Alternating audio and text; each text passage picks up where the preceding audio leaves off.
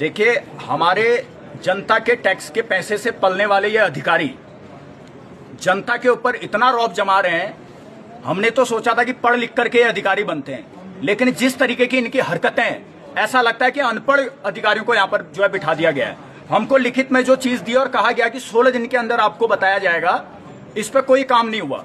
लगातार हमको दौड़ाते रहे, जांच के नाम पे कभी कहीं बुलाते रहे। हम गए, हमने पूरा जो है सहयोग किया, लेकिन लास्ट में जो जांच रिपोर्ट दी बिल्कुल हंसने वाली जांच रिपोर्ट थी। और इसीलिए मैं परसों एसडीएम कार्यालय में भड़का भी। उसके बाद इन्होंने जिस बात को हम 2 तारीख को कह रहे थे कि वहां सीसीटीवी फुटेज नहीं है, इस बात को उन्होंने जांच जो रिपोर्ट थी उसमें माना और 20,000 का इन्होंने चालान काटा है। लेकिन जो साक्ष्य हमने वहां पर दिए थे, ओवर रेटिंग का साक्ष्य हमने दिया था। हमने जो है वहां पर नाबालिग को जो ये शराब दे रहे हैं बिना पूछे, वो हमने साक्ष्य वहां पर इनको दिया था। वहां पर सीसीटीवी फुटेज होना चाहिए, बारकोड होना चाहिए, अलग अलग लोगों के उसमें जो है ट्रांजैक्शन ये लोग करते हैं।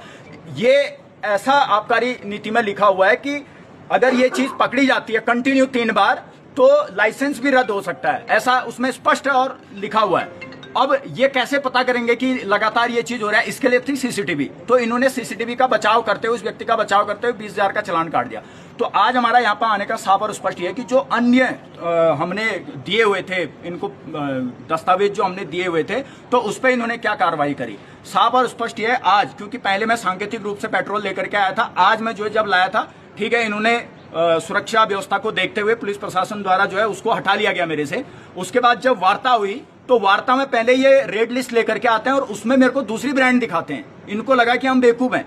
जब वीडियो और जो रियल ब्रांड इनकी है जो ली गई है वहां से, वो देख रहे हैं तो वो उसमें जो है रेट का डिफरेंस जो का त्यों है, जो हमने एविडेंस दिए। और अब आबकारी अधिकारी ये कह रहे हैं कि वीडियो में हमको साफ साफ नहीं दिख रहा है। और ये वही आबकारी अधिकारी हैं जो 2 तारीख को भी हमारे आंदोलन पर हंस रहे थे और 6 तारीख को जब हमारा स्वास्थ्य बहुत ज्यादा खराब हो गया था उस दिन भी हंस रहे थे और अभी भी हंस रहे हैं। तो इतनी सत्ता की हनक आखिर किस बात के लिए इनको है? आखिर किसके संरक्षण में रह करके इस प्रकार का कुकृत्य कर रहे हैं कि जो अनुज्ञापी हैं उनकी ये इतने कुकृत्यों को छुपाने का जो है काम कर रहे हैं? तो ये बड़ा गंभीर सवाल है और बहरहाल के लिए हम यहीं पर हैं। और मैंने इनको साफ और स्पष्ट ये कह रखा है कि अब यदि इस बात को ये नहीं मानते हैं तो उस दुकान को तोड़फोड़ करके उस दुकान में आग लगाने का मैं काम करूंगा। उसका जिम्मेदार कौन होगा, मैं इनके मुंह से सुनना चाहता हूं। अगर ये कहेंगे भूपेंद्र कोरंगा तू इसका जिम्मेदार होगा, वो भी चलेगा, मैं जाऊंगा। और यदि ये कहेंगे कि भाई हम नहीं होंगे, मतलब ये होंगे, तो फिर ये देखें। 10 बिंदुओं को लेकर ये आमरण अनशन पे थे।